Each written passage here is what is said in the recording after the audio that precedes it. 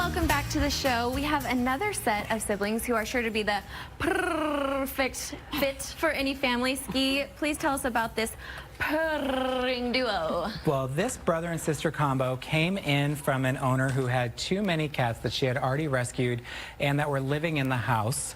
So she did right by the cats and dropped them off so that they could find a home where they'd have a little more time and love and maybe just space for the two of them.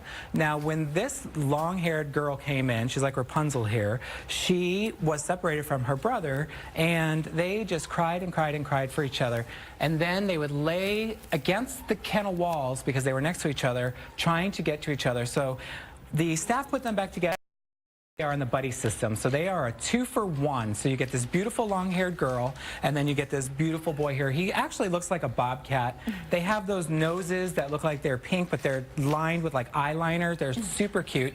They are litter box trained. They were indoor-outdoor cats. They have adapted to becoming indoor cats. At just 10 months old, you can just see how big this brother and sister duo are going to be. So if you like your cats big, then these are going to be the two perfect cats for you. Also remember that the Arizona Humane Society is a judgment-free zone. So if you find yourself in a situation where you have too many animals, or you feel like maybe you're going to turn into a hoarder because you have so many animals, you can call us and ask for help, and we do not judge. We just want to do what's right by the animals. So you can come in and know that they are going to be well taken care of. That's right, Ski. Thank you so much. That's important for people to know. And now I'd like to share a story of the importance of teaching our children to treat animals of all kinds with respect and compassion. Gracie was brought to our trauma hospital by a Good Samaritan who witnessed this fragile 15-week-old kitten being kicked around by neighborhood children. She had wounds on her face and chin, was cleaned up right away, and was sent to a foster hero where she would be closely observed for post-trauma injuries. Her foster hero, Alyssa, took amazing care of her and worked very hard to gain Gracie's trust. Per her hero, she said she used to only be happy if you were holding her, but most likely scared someone would hurt her. But since she's met my other adult cats, she's developed a confident personality and thinks she's the head of the house now. And thankfully, Gracie was adopted quickly and is now safe and sound in her forever home. It's horrifying that little Gracie had to endure this cruelty, and even more so by a child. To prevent this from ever happening again, please help us teach our children to respect animals of all kinds, just like we ask them to respect their friends and family. Now, speaking of the importance of having compassion for every living being, including animals, we have a beautiful girl who is a true testament to the resilience of animals. Please tell us about her, Perry. Right, Kelsey, another one of our many confiscations we've done recently, and Frosty was one of those animals coming into us with tick fever, very, very bad dermatitis, tremendously underweight, and wounds on her body, and so much underweight that she's gained 15 pounds in 1 month. That's a great percentage of this dog's total body weight, so you can imagine what she looked like when she came in. And this is a great looking, she's almost like a brindle cattle dog to me, a really cool erect ears, very, very well-behaved doggy. This is a female Frosty, by the way, and she's really, really good now. She's all healed up. She's still on medicine for tick fever, which is a disease, of course, caused by the ticks, that are parasites on their body. But it's not a lifelong type disease. It is treated with medicine. She's going to go home with meds. And a lot of people seem to think, well, is that a difficult thing to do? Giving meds to your pets can be very, very easy.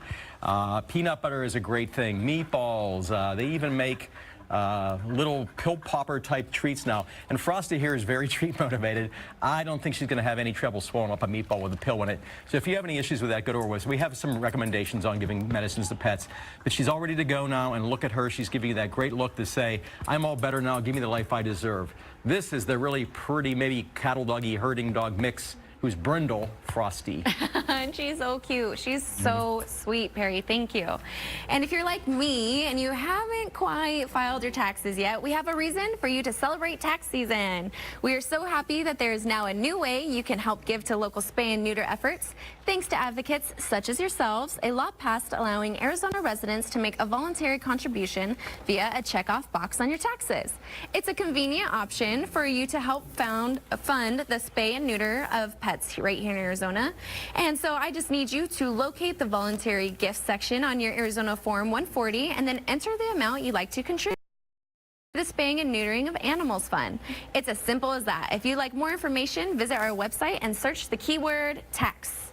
Now, you saw this regal boy in our last segment, and it's finally time to meet him. He truly is a prince, Ski. This is, and the name certainly befits him. And if you think back, well, let's start. The Siamese is the breed of the week. So we have a breed of the week cat versus a breed of the week dog. And if you think back to your childhood, what was the very first Siamese that you remember ever being introduced to?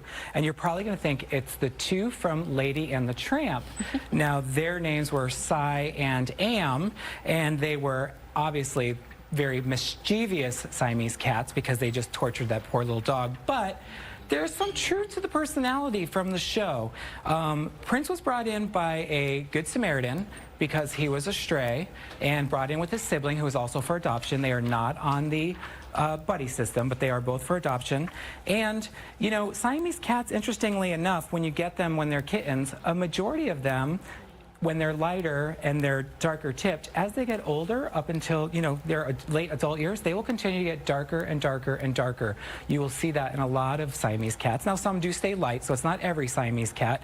So you start off with one type of looking kitten, and then before you know it, the kitten is completely morphed into a totally different cat, usually beautiful chocolate colors. So if you are looking for a Si and Am, then come on down and get Prince and his sibling, or just bring Prince into your home. Oh my gosh, she's loving on you, Ski. I think you might need to take him home. I don't know. Now, I think this POP should be nicknamed Full House because we certainly are full of adorable siblings today. Jumper and Badger just have the cutest ears if they would perk them up. Oh, there we go.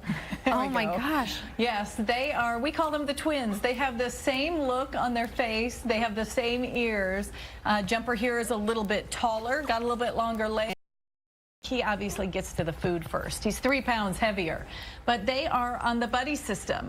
They're 1 year old, and they were surrendered to us because their owner could no longer care for them. It was going into assisted living.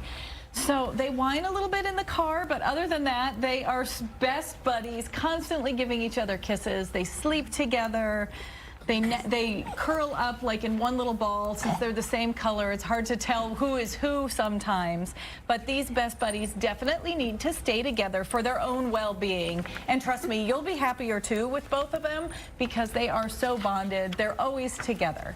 So come down and meet Jumper and Badger at just 1 year old. Oh, thank you so much, Lisa. And after the break, you guessed it, we'll introduce you to another adorable pair of sisters who cannot wait to meet